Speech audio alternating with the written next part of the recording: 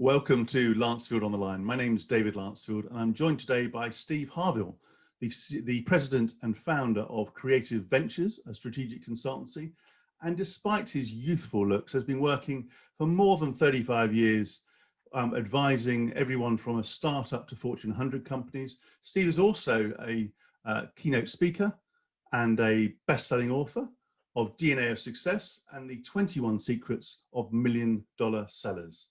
Steve, you are very, very welcome today. Thank you for joining me. Oh, I'm honored that we could have some time together. Very good.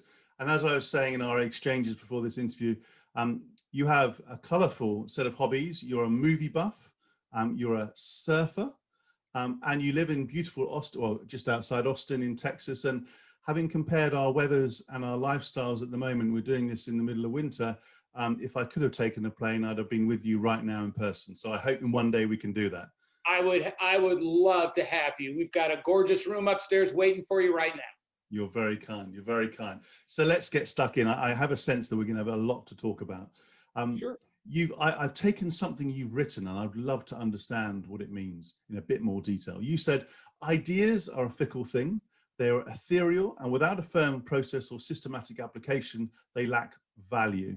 The greatest challenge is to connect impact and value to an original idea. I couldn't agree more. Just tell me a little bit more about what you mean and how you help organizations do it. Well, there's never a lack of ideas. They're everywhere. And the question becomes is, you have to have a method of capturing them. That's the biggest weakness that most organizations have. They don't have a formal methodology of capturing an idea. And it's like fog. It'll disappear if you don't have a method of capturing it. The second thing after you capture it is you have to determine, is it any good, right? I mean, what does the idea, can we create and develop around it to create value and impact? Those are the only two reasons an idea moves forward, right? Yes. Is that it has value and it has impact. And so if, it's nothing that we'll talk about today will be complicated.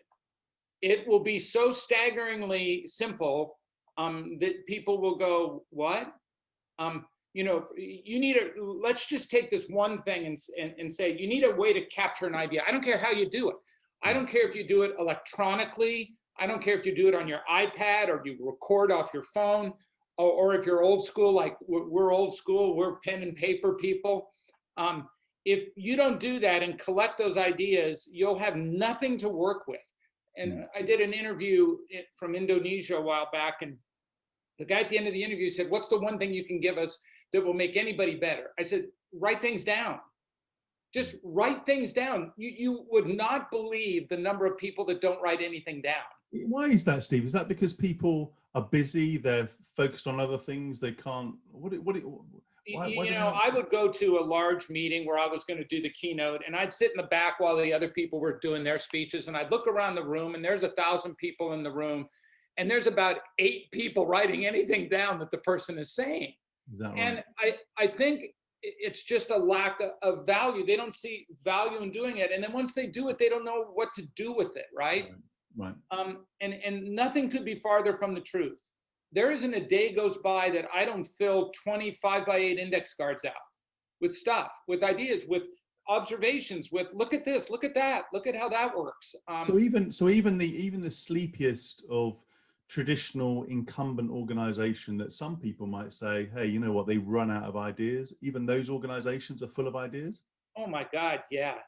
There's a expatriate Brit living in America named Lee Child. He's the author of the Jack Reacher books. Yes, indeed, yes. And Lee would say, if you pick up a newspaper any day of the week, there's 50 ideas for a new story in there. The question becomes is what's your filter to figure out which one is worth telling? Right. And how do you, if you're a leader of an organization that perhaps it feels as though it's run out of ideas, or at least people are not doing it, they're not writing stuff down, how do you kickstart, if you like, a culture in which people look around, they read the newspaper with a sort of an ideas mindset, and then secondly, when they need to, switch on that filter and, if you like, capture them?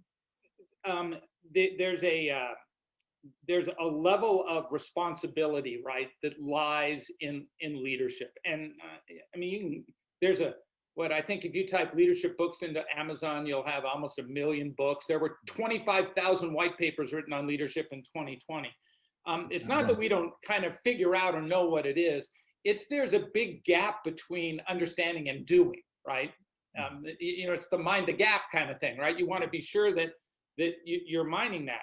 And so what you do is you create in your company a value to ideas. You create a process. You say, today's meeting is an idea meeting. I just want to know what you guys are thinking about. What are you create a formal aspect to it. And by giving it time, you give it value. And then by listening to what people tell you, you give them value. So in an ideas meeting, so just to understand, in an ideas meeting, you actually, the whole purpose is to surface the best, all of them, and the best ideas. That's all you're doing. Because having spent time in, whether it's my old organization or clients I worked with, very quickly, if somebody has what sounds like a good idea, often there's a dominant character in the room who then says, right, let's go, shut up, let's focus on that, let's do it. And then everyone else sort of switches off. Even if it is the best idea, you've lost all of that energy and that stimuli. Yeah, it's a crappy leader.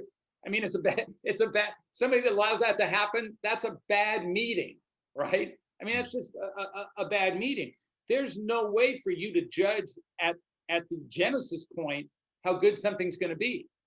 It's a question of just capturing that and taking a look at it, right? Saying, wow, that's kind of an interesting methodology to do. One of the things that we do to start kickstarting this kind of like the pirates within the organization, or as they used to call them, the gypsies in the palace, is you would say, today I'd like to know what everybody thinks people like about doing business with us. What do you think our customers like about doing business? We call it a like meeting. Yeah. And in a like meeting, you will have more ideas than you'll know what to do with out of just one observation. That's a way to do it. That's fantastic. That's fantastic. And then once you've surfaced them, I mean, is it often you have, people going, whether it's a creative session or a simple but very effective question like the one you just described, you have that, let 1,000 flowers bloom type scenario. But then when you get to the filtering, often, it's the same people trying to facilitate the meeting. And some people can do the whole lot, the whole process from start to finish, but often they can't, and they carry on the exploration. Do you need to switch people at the stage when you're filtering and prioritizing? Yeah, everybody's got, if you look at a story only has two parts, crafting and telling, right? Sometimes the crafters aren't the best tellers. Like a guy who writes a successful book isn't the guy that records the book, right? He's not the audio voice of the book. Yeah, that's not, he's a good crafter and not a good teller. Sometimes they're both, sometimes they're not. So you need to be able to leverage skill sets. And what are the skill sets there, right? After when you have an idea, here's the filter. It has only 3 parts to it. The first part is, I get it. Does everybody understand what this idea is? If you don't have, I get it, it can't go anywhere else, right? So the first part is comprehension around the idea. Okay, now I know.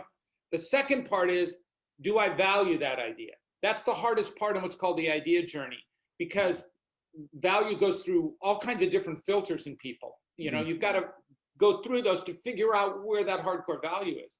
And then the last piece of it that connects everything is does the idea have application? Can I apply that idea in the context of what I do? Not like your dad would be able to show you how to map the elliptic of a planet, but you probably don't have a lot of application for elliptic mapping, right? So you have to have that other piece of it has an application in the context of what I do. I get it, I value, application in the context, that's it. That's the only filter any idea has ever gone through. 3 parts. That's very, very intuitive and simple, which is a strength. Absolutely. Talk about simplicity. What gets in the way of people just doing what you described? You mean taking somebody through the process or doing the action of the idea? I mean, what you've described there, I could see that being piloted, for example, in a business unit or a division or a particular area. Is it scaling it that's hard? And what gets Depends in the on the way of scope. people just rolling that out, if you like? Yeah, it depends on what the idea is. Certainly in product development, in distribution, in logistics, and those things, those are scalable issues that have to be play part of it, right? If it's taking your sales team and giving them a few new skills, that's not that hard to scale, right? Yes. I mean, there's no defined answer because of the scope of what you're doing. We're blessed because we do work in every industry known to man, from pharmaceuticals to robotics, from financial services and insurance to food and beverage and hospitality, and it differs. You have to be sensitive to the field that you're working in and how hard it might be to do something. Yes. Yeah. Okay, I'm prompted by all the different fields that, and the industries and ecosystems that you operate in. If you had to boil down, if you like, the ingredients of the leader of one of those organizations, if you had to take an average, just go with me for a moment, look at all those organizations, and you said, right, I'm going to synthesize, as you have done for sellers, and we'll come back to that later, the 2 or 3 ingredients of the most effective leaders of the organizations you worked with. What would they be? We interviewed 300 of them 2 years ago, and built the model around what they actually did. And I'll give you a couple. Yep. I think one of the most powerful ones is they have to be active listeners. Now, I don't mean passive. An active listener is an intent. It's intent that moves forward. That has to be one of the things they've got to be really, really good at, right? Is they have to be able to listen. The second thing, they have to be, their hide has to be thick. They have to realize that their ego is going to get punched and dragged. It's going to get lit on fire and stuck through a shredder. So their skin has to be a little thicker than most people's skin. I think at that level. And lastly, they have to know their stuff. Every position is built around not information, but around knowledge, right? That's the application of information. And there isn't a leader worth their salt that doesn't know their stuff. So I'd give those 3 as 3 really high elements in that kind of building a model aspect of a leader. That's fascinating. And they're very consciously, and that's why you pick them and you've studied them. They're very different in the sense, you can have, individuals who may be great active listeners, but potentially can take things too personally, for example, and haven't got that, or they maybe knew their stuff in a role that was one below them, but haven't found a way to move from a divisional role to a organizational wide. I did some interviews a while ago, not 300, so forgive me, but not 300, that's okay. but quite a few. And the personal impact of a senior role was very telling. It always came up at the end of the interview when I asked some questions rather softly. And it was, it's an exposing role, public, often in the public glare, takes over your life at different stages. I wrote a Harvard Business Review article on the topic, partly on the basis of those interviews, where people were sort of saying, it's all consuming at certain stages, but you have to find a way to sort of be able to both protect yourself from, the rudeness, the challenge, the vitriol from time to time, but also keep a sense of perspective, right? In terms of, and I think that has to do with your love of what you do, right? No one is that kind of leader in something they hate. Never happens. Yes. It doesn't. They'll pull the ripcord way earlier than that. Yes. So you've got to have kind of like you've really got to like it to get through all of those things, right? Because very few people get up every single day in a major leadership role and beat their head against the mirror as they're shaving or as they're doing their hair, right? And say, I just can't do it, I just can't do it. They end up saying to themselves, you hear Tim Clark talk, or you hear any of these people that you look at as epic leaders, elements, and they just say they love it. It's part of who then what they are. Yeah. And these leaders are decisive when they need to be, right? And Especially thinking about the context facing most organizations at the moment, whichever country you're in. It is complex, not just complicated. There's a lot of uncertainty, fragility in society, volatility in some markets and segments as well. So decisiveness is important, yet we see quite a few individuals either making bad decisions, not using their wisdom. What's your take on when you've seen the best work? How have they made really smart decisions, either big strategic decisions, or around which markets to operate in, or people decisions? What have you seen, Steve? Well, no one gets out of this unbruised, right? I mean, no one gets out of it without making sometimes gigantic mistakes, right, around certain ideas. I think you have to look at it as a process, right? And that all of those elements that you thought were going to be really good and weren't, help creates for you in your sense a model of what not to look for and what to look for. We call it the bounce at Creative Ventures. How do you bounce from something that you've fallen down from? How good is your bounce? Yes. There's one of my friends is a singer-songwriter, and he had a line in a song that said, "Falling down's as common as the rain." You can't get out of that. And so if you're gonna fall on the sword every single time you make a mistake, you won't be a leader very long. Yeah. And I think a lot of the good decisions that are made are based on decisions that they made in the past that didn't work out so well. Right. And they survived it. So you have to have, in a way, the humility and the courage to actually look hard at yourself in the situation and actually properly learn, rather than just ignore it and move on to the next one. Oh God, I could do an entire book on my screw ups. So yeah, I mean, it's just part of the deal. Got to bounce. Got to have a good bounce in you. Yeah, I like that. I've got to have a good bounce. I mean, we've moved into a more virtual world, right? Out of necessity over the last year. You've studied selling in granular detail, right? Through your book and your career. And some organizations have done incredibly well, right, over the last few months. Oh, yeah. In the online space, those business models that are more flexible and have more of a portfolio, the ones that still create a great experience. What have you learned over the last year when it comes to selling in a virtual environment that people could learn from? You have to have, and you can use the word product or content. It doesn't really matter what it is, right? Because it kind of varies. It has to be really good, right? Has to be original. And then you have to have a dynamic way to deliver that, and that's really it. Original content, dynamic delivery. And that's how you do that. Now, you've got to stay in touch. You've got to somehow find your way to get in the orbit of the client, right? There's a lot of stuff in every client's orbit. And how do you get into the orbit? What are you don't need to contact your clients and talk about COVID. They don't need to hear that. They get that everywhere else, right? You need to figure out, what can I do? What can I give them that not only is associated with my product, my content, but makes them better at what they do. And those people that are doing that are doing really, really well. Now, they have to do it. It's not that different from when they were doing it in person.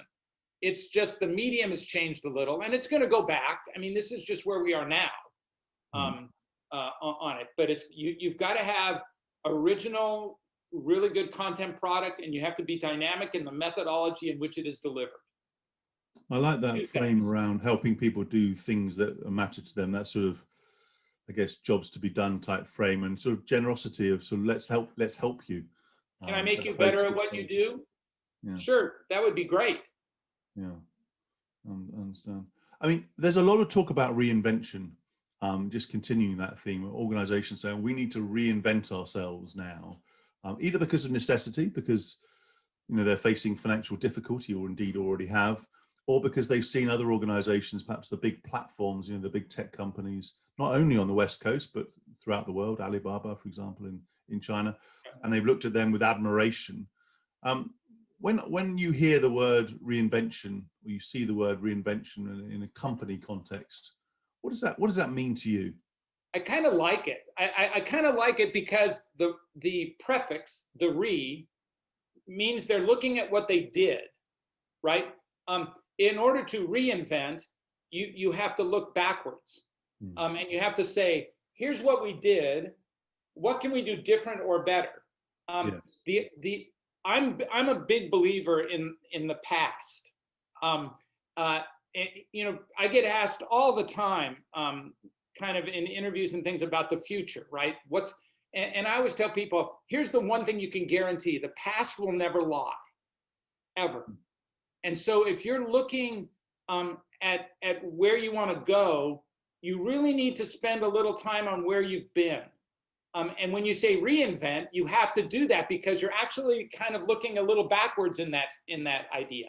Yes. You're looking at what I have, and what I have was built yesterday, right? The arrow of time only moves forward, and it's hard to tell where it's going to go. But but I can see where it's been. I can see, you know, if you want to know, how did Amazon build Amazon Prime? They didn't build it on looking at the future. They built it on looking at the past. They said, what does everybody want? Lots of stuff at a reasonably cheaper price, fast as I can get it to you.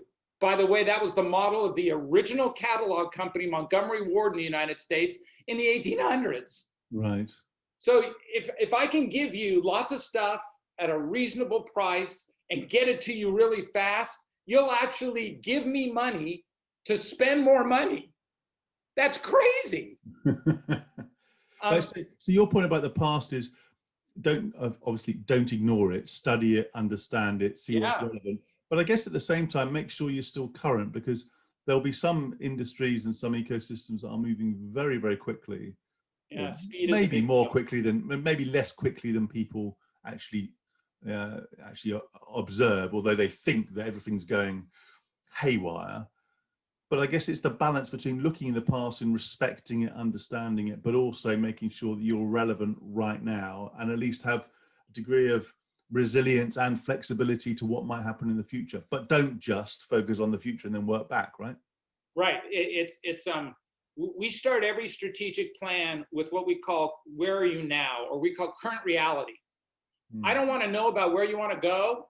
I want to know where are you right now, so that we know where a starting spot can be for thinking. How did you get there, and where do you want to go? But we always start with where you are now. It's like booking a flight to Bermuda, and you're online and you're looking at hotels, and then it comes time to book, and the first question they ask you is, where are you leaving from? I don't know how to get you to Bermuda because I don't know where you are. Oh, I'm sorry, I'm leaving from Heathrow. Yeah, and you're rubbing it in again. That's another place that's sunnier and warmer than where I am. It is. So it can be pretty cold and windy there though too. Okay, that's not the Caribbean. But I just want to extend the theme. You talked about strategy there and how you do it. That's an area I've been both practicing for a fair while and studying recently in terms of how and why it should change, because we know from the research and experience that most strategies don't work. They're not executed, maybe not designed well either. And the process, especially in some corporate organizations, is often too top-down, too analytical sometimes, doesn't embrace the organization, and the list goes on and on. What have you seen from your travels virtually and your experience of strategies that are, working? What are the ingredients that you see? Well, you're right about top-down. There's a big difference between buy-in and enrollment. If you're asking for buy-in, it's a filtered down from the top element to the team that's supposed to implement it. Yes. The much better way to do it is to involve those implementing people in the strategy itself. Then they'll be enrolled in the strategy, right? Yes. So participation is a big deal with companies that do it well. They ask people, they pull people in. They do what Boeing used to call a skunk works, right? Where they build different people from different places to ask them what they think. Yes. The second part is you have to have some pretty intense clarity around it. One of the things we always do is we call pass the pen, where we're at a meeting where we're going to talk about strategy. We'll take the pen from the whiteboard or from the flip chart and we'll give it to one person and say, would you please go up there and explain to me what you think we're talking about here? Can you tell me what you think that you think we're talking about? We were in a meeting just before the zombie apocalypse, and we had finished this meeting, and before everybody left, I pulled the woman in charge outside and I said, let's do a really simple exercise. And she goes, okay. And I said, call in any of the people that were just in the meeting. Just call one of them in. And she called one of them in. We sat down and I said, tell me what you think this meeting was about. And I was stunned at how articulate the person was about exactly what they thought the meeting was about. And I turned to the lady and I said, call one other person in. Call another person in, ask them the same question. Again, articulate, on point, completely different from the first person. Right, right. Yeah. I knew there was a twist. Yeah, the meeting didn't have the clarity that it needed to move on. Everybody was thinking it was something different. So he didn't have the bravery to ask a question, right? Didn't have the bravery to actually, or didn't feel safe enough to ask what the hell's going on here. So if you give them the pen, there's this unbelievable power in having the pen to the whiteboard, right?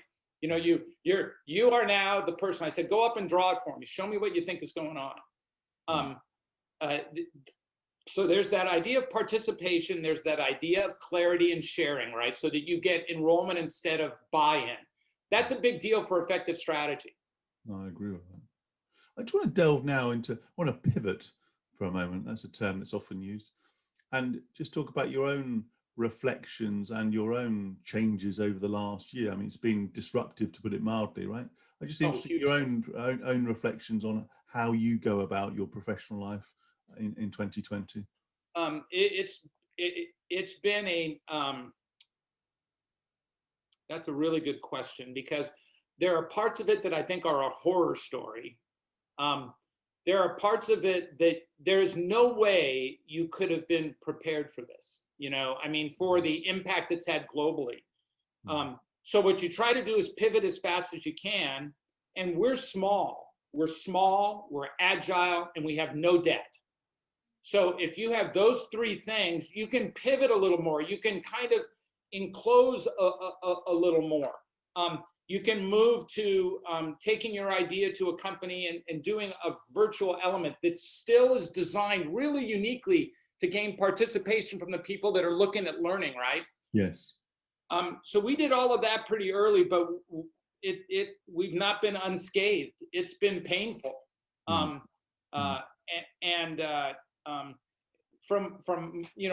my end, it's given me more time to write, more time to design, more time to work on elements like that, more time to do videos, which we have, a couple video series that we do, that we actually were hired by a client specifically for the company. And I said, hey, could I just post these all on my website? And they said, oh yeah, go ahead. And so, we had, 15 brand new videos around stuff that, it's called Did You Know is what the series is called. And it's just about people and ideas that you've never thought of before, that you didn't know what was going on. And it was right there, Fantastic. Just right there. One of my favorite ones was the battle between Sony and Disney over the $3 billion rights to Spider-Man.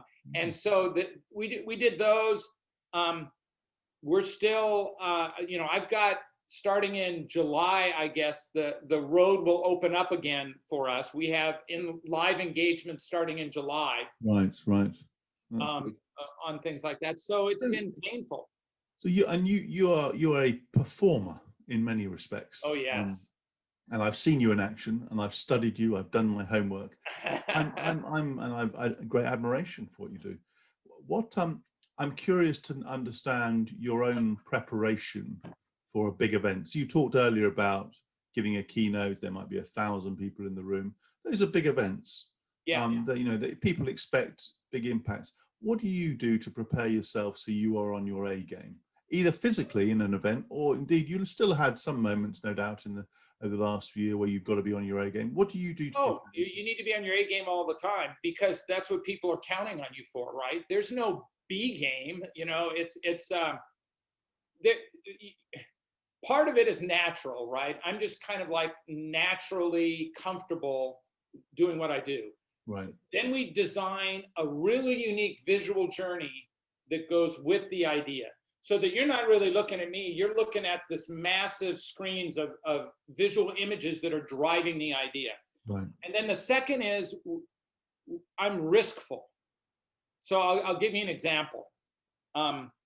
I was playing with what's called the idea of 1,000 no's, where there are 1,000 no's for every one yes.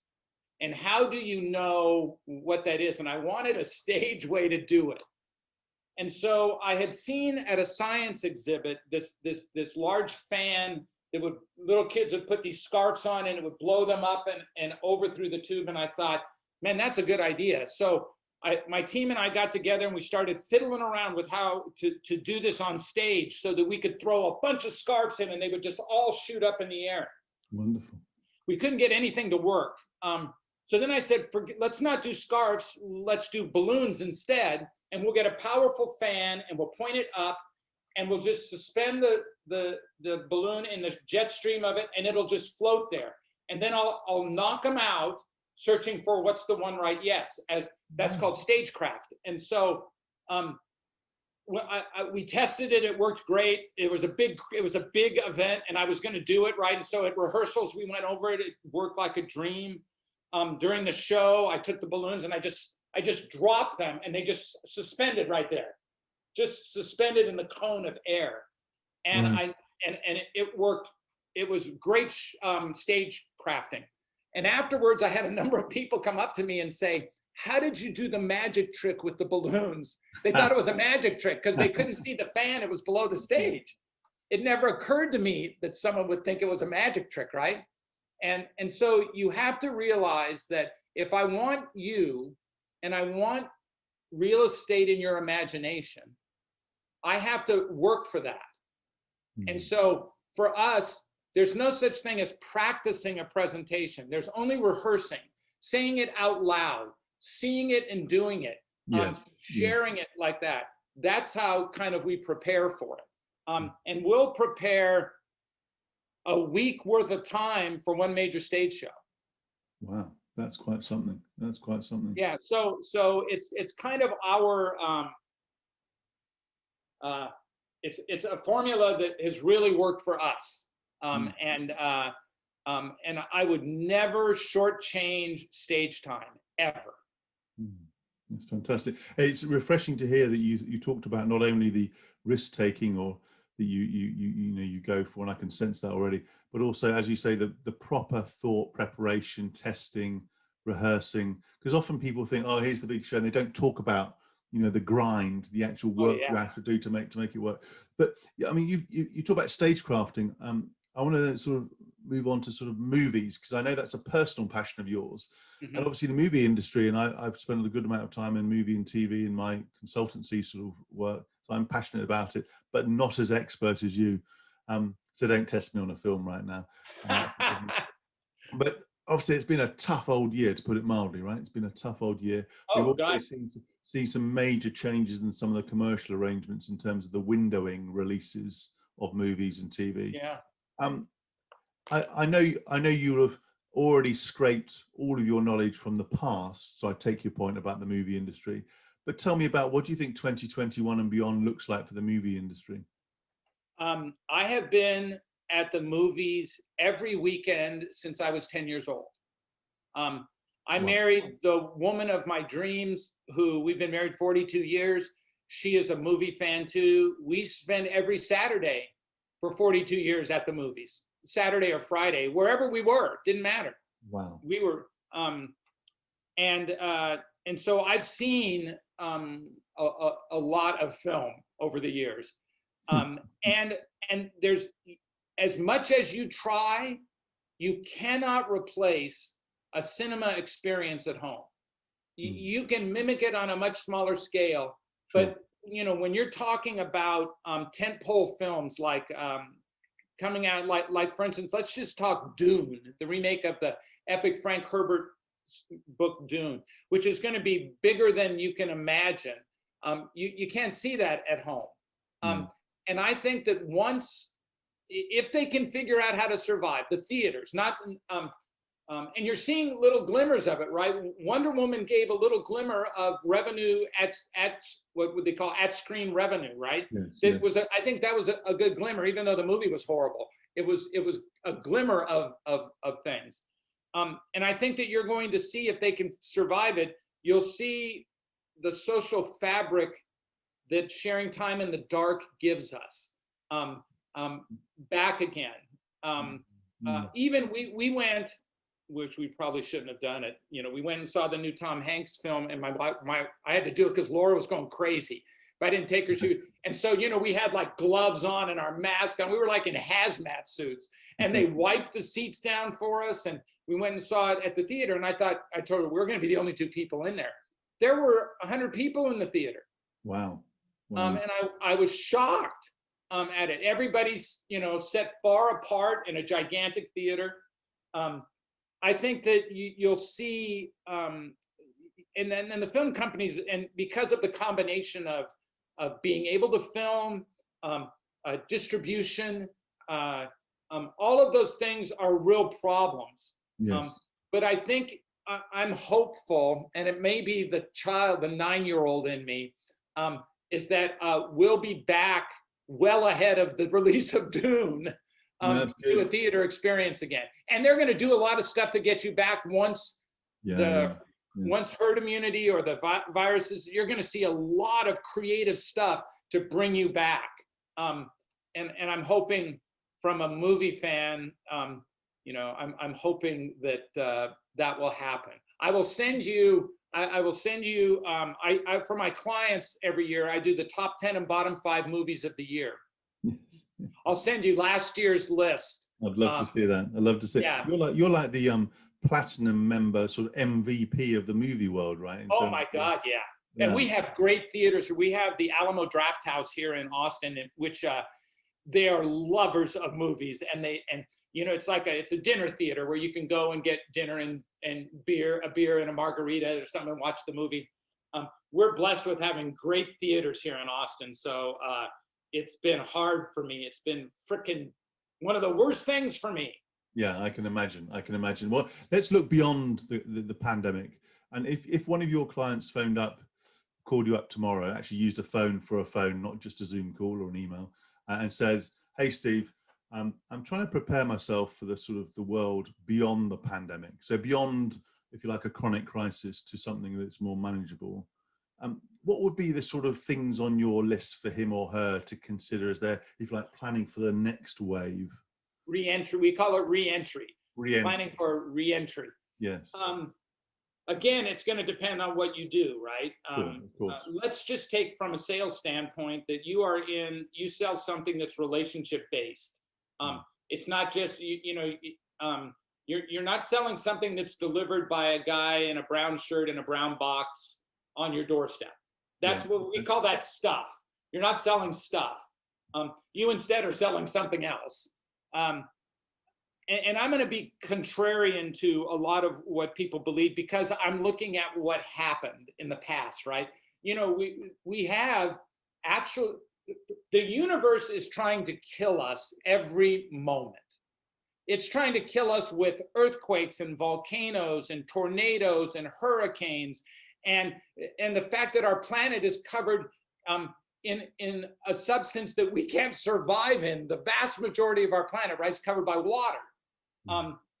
So it's not new that we've been fragile in the world of what the planet and what the universe is doing to us.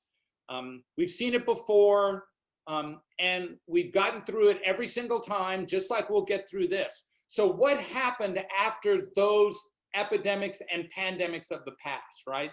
A lot of new stuff happened. A lot of new technology happened because of those. As far back as the plague, afterwards, a lot of new sanitation elements happened. A lot of new things happened because of that. So all of those things will happen.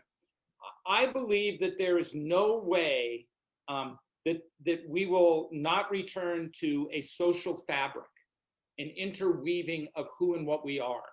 And I actually believe that you'll be sprinting to that when it's available. I believe that you'll be able to go to a Bruce Springsteen concert and scream your lungs out again. I believe you'll be able to go to Manchester to a football match and take your shirt off and wave it over your head again. Those things may be a little further separated, But I believe that if you look at, if you say to yourself, have we seen something like this before? The answer is yes. What did we do before? What mistakes did we make? What things did we do well, right? And move that forward. It would kind of give you a sense of reinventing what might happen next. Yes. And so, as contrary as that sounds, that's what I believe will happen. Fantastic. Hey, Steve, I love your joy for life, your vitality, your respect for the past, your passion for the social fabric, as you talked about. I love the simplicity of the interventions you clearly make in your work. You know, the questions you ask people, you know, the lens you put on your work you do, and clearly the impact you clearly have across all these different sectors, from startups all the way to corporates. It's been an enriching, stimulating and fascinating conversation. I hope one of many, and I hope the next one, by the way, includes some form of rendition on your guitar, which has been in the background for a while now. That's my Washburn. Yeah. I've got guitars. I've been playing since I was a kid, and that is that guitar is probably 35 years old, maybe. Still, it sounds better every day. We have to have a Mark II, or the sequel, as you say in movie terms, the sequel of this. Steve, I'm very, very grateful for your time. I'm so honored to have had a chance to visit. I can't wait to do it again. And I tell you right now, that room in Austin, ready when you want to come. I'll be there. Thank you, Thank you. Steve Harvill. This was another edition of Lancefield on the Line.